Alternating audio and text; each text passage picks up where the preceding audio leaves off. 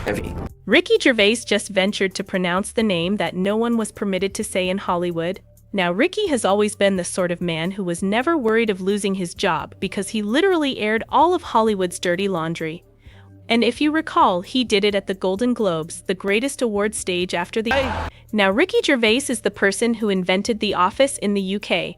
If you viewed the American version with Steve Carell, Ricky created the original. He became a worldwide celebrity without ever requiring American business contacts, and that's important because it means he didn't owe Hollywood anything.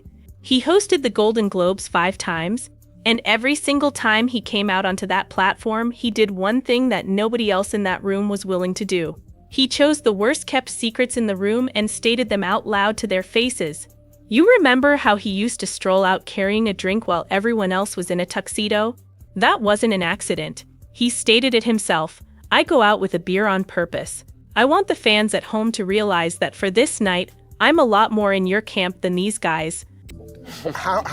What made you think, you know what, I'm just going to hammer him? I don't care what the... Well, I thought, when they said, do you want to host the Golden Globes, all that stuff I said in the show was true. I said, oh, I'm going to write my own jokes, right? And I thought, who do I pander to? The 200 richest people in the room or the 200 million people watching at home who aren't winning awards, who aren't millionaires, and it was a no-brainer. I was doing it for them, you know, and I didn't want to, it wasn't set out to hurt their feelings, but it was, if you're going to make it a spectator sport, then you better have something, there better be something in it for the people at home. The first time I did it, like 10 years ago, the sort of press, particularly the industry press in America, was like, why is he saying these awful things to the most beautiful people, you know? And then by the 5th time, right, they were going, good, give it to him, we're sick of celebrities. Before his last hosting performance in 2020, a reporter questioned him straight up, who are you genuinely doing this for? And he asked, do I pander to the 200 privileged egos in the room, or do I try to entertain a global audience of 200 million people sitting at home who aren't winning awards? He always selected the 200 million. And not only are we not furious, most of us, we don't care, we wouldn't have even known about it if you hadn't have found it and printed it and told us we're furious. So it's just this vicious cycle. But no, I don't care. And likewise, I know people are allowed to be offended by things I've said. That's up to them. That's the good thing about freedom of speech. I can say what I want. You can say you're offended. I can care or not. Let's go back to that night, January 6th, 2020. It's just been 2 minutes into the speech. Ricky is discussing about his Netflix program Afterlife. It's about a guy who wants to murder himself.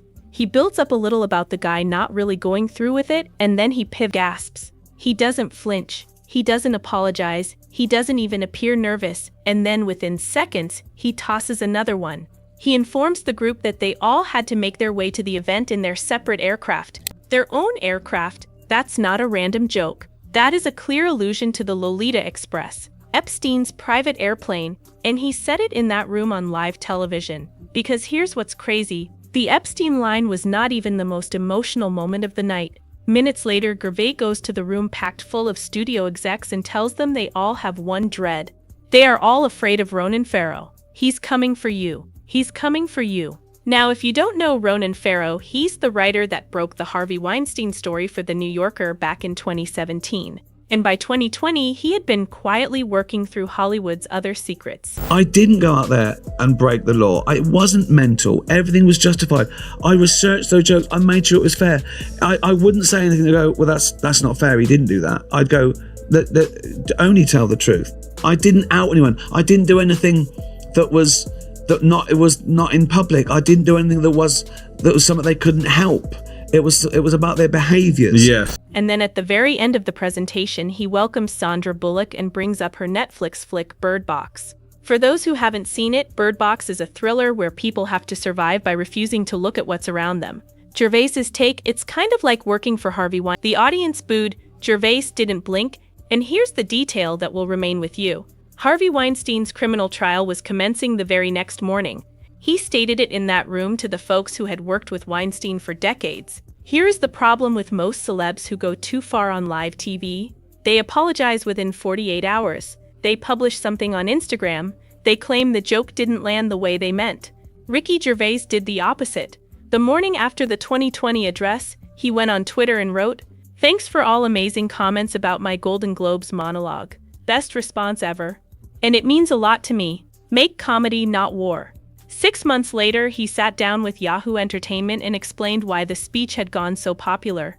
His words, "It was quite zeitgeisty. People were weary of being lectured by multimillionaires, asking them to recycle while they're flying around in private planes.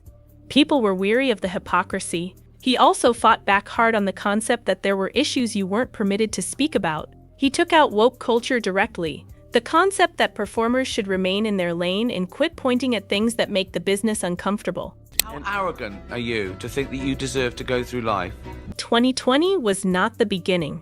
Ricky Gervais has been doing this since 2010. Let's go over the complete list year by year since it is something else. 2010 and 2011.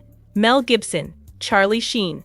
He revealed Sheen's hotel breakdown in excruciating detail right there on the Golden Globe stage. It's going to be a night of partying and heavy drinking. Or as Charlie Sheen calls it, breakfast. Wow. Whoa. So, let's get this straight. What he did was, he picked up a paid her to have dinner with him, introduced her to his ex-wife, as you do, went to a hotel, got drunk, got naked, trashed the place while she was locked in a cupboard. And that was a Monday. How you doing, all right? Cheers. Mel Gibson told me that. He's obsessed. Please welcome Scarlett Johansson. Also in that era, Robert Downey Jr., Bruce Willis, Hugh Hefner, and what were very barely disguised allusions to Scientology and closeted celebrities. He was listing names on national television and smiled the entire time. 2012, he went attacked Jodie Foster, the voting procedure of the Hollywood Foreign Press Association, and Helen Mirren, pointing out that she was off the rails yet had fantastic PR. You know, just a casual Tuesday for Ricky. 2016, Mel Gibson again, and then Bill Cosby. He informed the gathering he would rather have a drink with Mel Gibson than with Bill Cosby at that moment in time. That was a daring thing to speak out loud on television. He also got into Matt Damon, Ben Affleck, and Jennifer Lawrence. And then 2020, the big one, Jeffrey Epstein, Harvey Weinstein twice, R. Kelly, Michael Jackson via Leaving Neverland, Felicity Huffman and the college admission scam, Leonardo DiCaprio's dating pattern, Apple, Amazon and Disney sweatshops, and Tim Cook. 15 years, 5 hosting jobs, and a list that, looking back today, reads less like a series of roast jokes and more like a witness testimony. Here is the question that nobody in the media shouted loudly enough at the time. If Ricky Gervais was thus hazardous, why did the Hollywood Foreign Press Association welcome him back 5 times? That's not an accident, that's a decision. And Gervais knew precisely what was occurring. He stated it himself in a Hollywood Reporter interview. "I'd go after cinema, television, actors, pretension and hypocrisy, those big nebulous things where they can all feel I'm not picking on any one person. But it was always the spectacle of seeing powerful people squirm." 1,500 people there. Jim Caviezel created a picture that Hollywood didn't want you to watch, not because it was awful, but because of what it showed. Sound of Freedom, a movie about trafficking and rescue children, about revealing a network that works in plain sight, and Hollywood sought to suppress him. The film exposed the deep-rooted nature of trafficking, the societal denial around it, demands for brave advocacy to fight this evil and safeguard children. But now the issue is why. Why did Hollywood not want this news to come out? What were they terrified of? Who did the film expose? And why did the industry turn on a movie about saving kids? Night, he's asking about the movie, and I asked him about that one particular part where everybody's talking, and they all cried out Epstein Island. And I went, oh, okay. Now I understand what we're up against. Wow. Epstein Island isn't the only island. Sound of Freedom opened in cinemas on July 4th, 2023, and has already gathered more than $41 million, finishing third at the box office behind bigger budget films like Indiana Jones and the Dial of Destiny and Insidious: The Red Door. The film has already grossed over $250 million. Jim Caviezel exposed millions of people to a new sort of narrative and business paradigm in entertainment. Sound of Freedom reflected a seismic change in how films are created, financed, marketed, and disseminated. Unlike regular Hollywood films, this picture avoided the normal studio structure and advertising routes, but nonetheless managed to attract a big audience. That change challenged the monopoly of entertainment and culture, providing viewers tales that appeal on many levels, frequently tied to Christian values and issues seldom tackled in popular movies. Hollywood did not like that one single bit. The film is based on the horrible topic of trafficking, a subject that many may feel is widely despised and deserving of attention. However, its popularity demonstrated a societal desire for fiction that tackled this harsh reality head-on. From Rupert Murdoch, from Fox, to every studio. Look, if you touch this thing, you will be out, you will be done. You'll be finished in 3 years. Tim Ballard, a former special agent and covert operative, spent over a decade battling trafficking. After going farther underground than his organization permitted, he quit to pursue his objective as a private citizen. His efforts resulted in a dramatic rescue operation in 2014, freeing over 120 women and children and capturing 15 traffickers.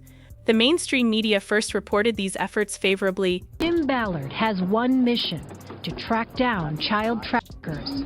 4 months ago, Colombian authorities asked him to investigate a tip that children were being sold there as slaves. Within a half hour, this individual walks up to me, starts asking me what I'm here for, what I want, and within minutes, he says, well, I've got kids as young as 11 years old. But years later, as Jim Caviezel chose to produce a movie about it, the same media outlets questioned the film's validity and turned on it. For some reason, the entire media is smearing this movie as a dangerous conspiracy theory. The press is saying that the star, Jim Caviezel, is a QAnon guy. And Jim plays Tim Ballard, which is strange because just a few years ago, the same media was celebrating Tim Ballard's heroics. Seemingly out of nowhere when the movie was released, despite millions of people appreciating it and the tale it portrayed, media outlets all over Hollywood and the globe started trashing it.